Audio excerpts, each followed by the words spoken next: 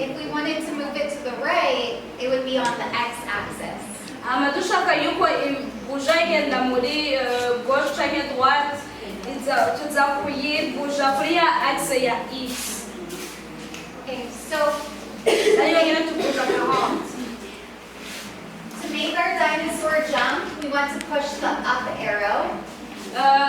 tukaba dushaka yuko ya dinosaur yacu canke ca kindi cose mwagira kiduga hejuru. Turi kumwe na Chris Clement igira neza. Chris Clement igira neza ni mu matanguje ishiramwe kitabu. Nkuko tubimenyereye murakunze kuzana abashitsi baza mu bintu by'inyigisho. N'ubu unye mwari mwazanye umushitsi yavuye muri Amerika. Ikiringo ciwe yategezwa kumara mu Burundi turabona kiriko kirarangira. Mbega ku kiringo amaze ngaha n'ibikorwa vyakozwe mwebwe twovuga yuko bibashimisha canke vyifashe gute? Murakoze gose. Nibaza ko ivyo twakoze turashima gose ko yafashe n'umwanya kugendera Burundi. Bo cyane abantu bazi ko Burundi atabuhinga buhari bwugaye butuguruye. Rero icyo twakoze twagiye mu mihingo y'igihugu ya ruguru turaje mu makaminuza atandukanye. Rero nibaza ko umwanya amaze ngana hari muto byafashe gose byugure n'abantu bari bikeka ko mu Burundi ata volonté hari yo kwiga ubuhinga bwa none. Nibaza ko turi satisfait. Umuntu ariko araraba by'ukuri kino kigo ibihakorerwa uko kingana biraboneka yuko uburyo bushobora kuba gukora atari buke, haba mu nyigisho haba n'ibindi byankenerwa. Mwebwe twovuga yuko mufise ababafashe mu mugongo haba hanze canke hano mu gihugu vyifashe gute?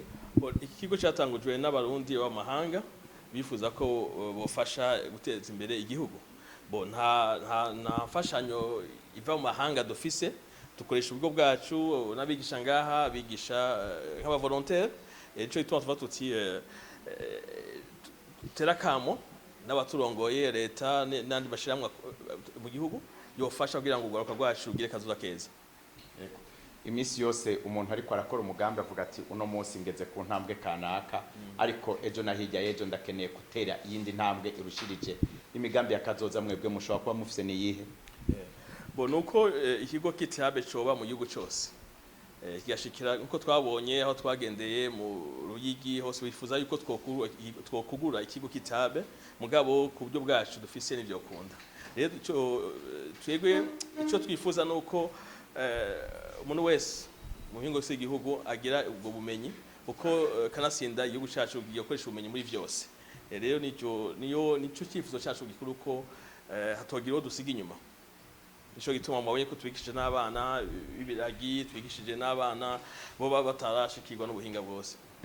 Abasaba na mbere twigishije nuvuga ko gushira uno munsi tumaze kwigisha abana bashika abo twigishije ngaho mu kigo cyacu bashika amajana 3 barenga.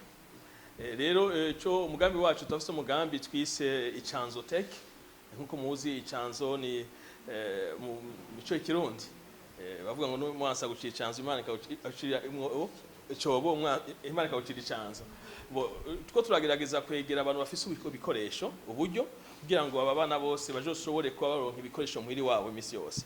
Kuko kubigisha no munsi bagataha twasanze ataco bifasha gose. Yego turabahezo nyigisho mugabo hakenewe ko bafise ibikoresho hakenewe ko n'amashuri biga ko biba bihari. Nabo toga ibikoresho byabo ifoko n'amashuri aba hafi yabo abifise. Rero two turagerageza twaregereye amabanki ngaha tubashikiriza uyu mugambi. Ni umugambi woroshe, ni umugambi ubase ku buryo ko mwana aronka igikoresho akongera karonka n'ubuhinga mu gikoresho. Twongera twamukurikirana muhira mu rugo iwabo akagira donc akamenya ko igikoresho ataco gukinisha mugabo cyo kumugeza ubuhinga. Mugabo rero turacari ko turarondera abadufasha abo twafasha kugira ngo tubishike ko mugabo turavyizeye yose gose yuko bizokunda. Ubusanzwe abigeme n'abantu baciye ubwenge gose. Abigeme donc tweco dukora two turasubiza abigeme ku kibanza cabo. Uravye muri kahise abigeme ni ba mbere bazanye ubuhinga bwa none. Uravye muri nazahe mugabo situzi catumye batabikurikirana gose.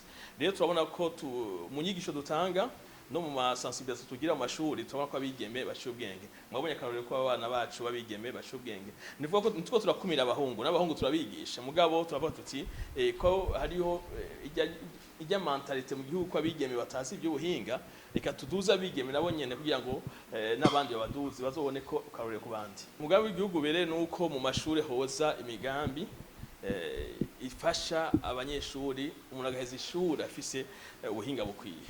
Twebwe turahimiriza tuti kanasinda habe n'itegeko yuko umunyeshuri wese aheza amashuri ashobora gukoresha imashini azi n'ubuhinga busanzwe. Ko musanzwe ubuhinga bwa none ni igikoresho urashobora kuba urabikeneye mu bisata byose, mu burimyi, muri journalisme, n'ibyo mukoresha ngano ubuhinga. Rero twebwe ico twifuza no ko leta ibidukundiye hoba iyo programme obligatoire nk'imwe ya kera y'igisirikare.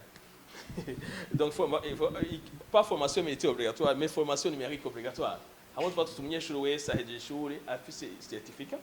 Ego umugambi wacu nuko tugiye kuzana ama certification yemewe mu isi yose tutayikorerako kugira ngo ikigo cyitwa KTAB kizotange certificat ngaha yemewe. Mugabo ama certificat rero ingwane nuko saya gusa urinda kuri uburyo mugabo turiko turabikorerako muzovyumva mu misiri imbere ko ikigo KTAB gishobora gutanga ama certificat yemewe mu isi yose mu byo buhinga bwa none kuva ku bana kuva ku ba professionnel ku bantu bose.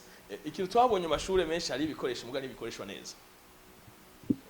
Amashuri amwe afise ibikoresho ntibikwiye nkuko bisanzwe bikwiye mugabo nibihari ntibikoreshwa neza kubera usanga abana benshi bigisha ama Word Excel mugabo aho tugeze no munsi twe twabonse amahirwe yo kuba hanze y'igihugu twabonye ko n'umwana w'imyaka 7 ashobora gukora ubuhinga bwa none aba tubigisha web development tukabigisha development web tukabigisha amafotora. Rero iyo wigishije umwana cyane tukabigisha bita soft skills gukomunika ukorana n'abandi. Rero bigishije bakiri bato bituma bagira batangura kugira n'ishaka ryo kubyumenyi bakazoza.